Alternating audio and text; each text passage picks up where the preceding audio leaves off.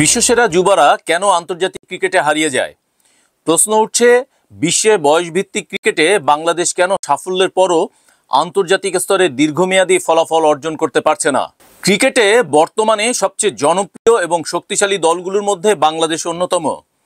1999 সালের বিশ্বকাপ, 2005 সাল থেকে বাংলাদেশের ক্রমবর্ধমান উন্নতি, বিশেষ করে যুব ক্রিকেটে বাংলাদেশের ধারাবাহিক সাফল্য, যেমন 2020 সালে যুব বিশ্বকাপ জয় এবং 2023 ও 24 সালে পরপর দুবছর এশিয়ান চ্যাম্পিয়ন হওয়া, এই সব কিছুই বাংলাদেশের তরুণ ক্রিকেটারদের সম্ভাবনার ঝলক দেখিয়েছে। তবে প্রশ্নটা থেকেই যায়, কেন যুব ক্রিকেটে সাফল্য অর্জন করা বাংলাদেশের সেরা ক্রিকেটাররা পরবর্তীতে আন্তর্জাতিক পর্যায়ে সাফল্য পায় না? এ নিয়ে কিছু গুরুত্বপূর্ণ দিক জানাবো এই প্রতিবেদনে।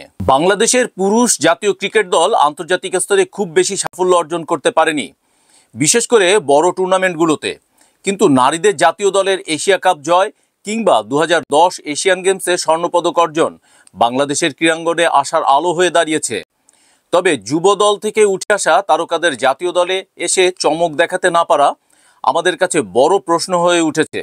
চলুন দেখে নেওয়া যাক কী কারণে যুব ক্রিকেটের সেরা খেলোয়াড়রা পরবর্তীতে জাতীয় দলে নিজেদের প্রমাণ করতে ব্যর্থ হচ্ছে।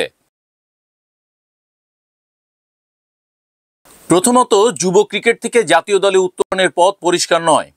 ভারতের CK Naidu trophy, Duleep trophy, Irani trophy, Syed Mushtaq Ali trophy, Ranji trophy এবং আইপিএল, এইসব টুর্নামেন্টগুলো একজন ভারতীয় ক্রিকেটারের জাতীয় দলে সুযোগ পাওয়ার আগে বাধ্যতামূলক। বাংলাদেশের ঘরোয়া ক্রিকেটের কাঠামো অনেকটাই সীমিত। জাতীয় দলে সুযোগ পাওয়ার জন্য শুধু যুব ক্রিকেটের পারফরমেন্সই যথেষ্ট নয়। বাংলাদেশের ক্রীড়াঙ্গনে সীমিত সংখ্যক টুর্নামেন্ট, যেমন national cricket league, NCL, Dhaka premier league, DPL, BPL এবং কিছু আঞ্চলিক টুর্নামেন্টে খেলার সুযোগ পাওয়া যায়, কিন্তু এসবের মাধ্যমে আন্তর্জাতিক মানে উন্নতি হওয়া কঠিন।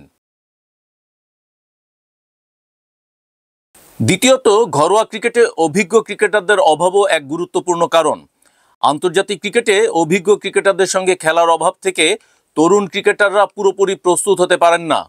2008 সালে আইপিএলে অনূর্ধ্ব 19 দলের ক্রিকেটারদের জন্য সুযোগ নিশ্চিত করা হয়েছিল, কিন্তু বাংলাদেশে এমন কোনো পদ্ধতি দেখা যায়নি।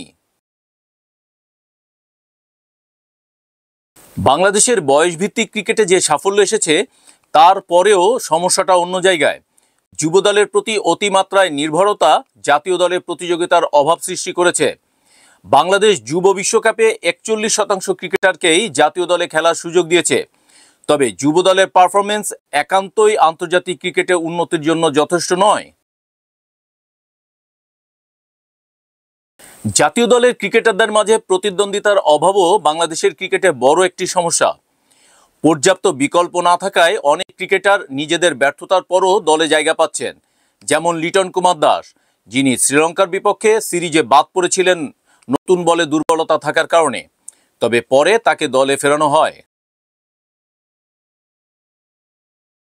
সবশেষে সঠিক পরিকল্পনার অভাব এবং খেলোয়াড়দের উন্নতির জন্য যথাযথ তদারকির অভাব বাংলাদেশ ক্রিকেটে বড় প্রতিবন্ধক হয়ে দাঁড়িয়েছে। বিসিবি যদি যুব ক্রিকেটারদের আন্তর্জাতিক মানের তৈরি করতে সঠিক পরিকল্পনা গ্রহণ করত, তবে আন্তর্জাতিক মঞ্চে তারা আরও বেশি সফল হতে পারতেন। এই যে সমস্যাগুলো, এগুলো সমাধান করলেই বাংলাদেশ জাতীয় ক্রিকেট দল আন্তর্জাতিক মঞ্চে নিজের শক্তি প্রমাণ করতে পারবে। তবে সবার আগে বাংলাদেশ ক্রিকেট বোর্ডের উচিত নতুন পরিকল্পনা গ্রহণ করা, যাতে করে এসব তরুণ খেলোয়াড়রা অভিজ্ঞতার সুযোগ পায় এবং ক্রিকেটের আন্তর্জাতিক পর্যায়ে নিজেদের প্রমাণ করতে সক্ষম হয়।